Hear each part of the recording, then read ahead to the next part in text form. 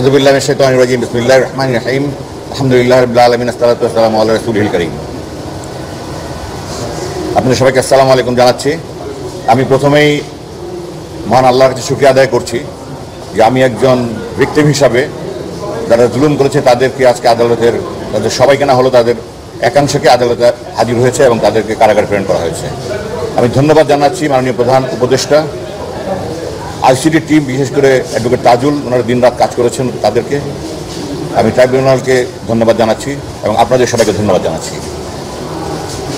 আমি দুটা কথা বলতে চাই। প্রথম কথা হলো যে আমি এই মামলা প্রতিহিংসার জন্য করিনি।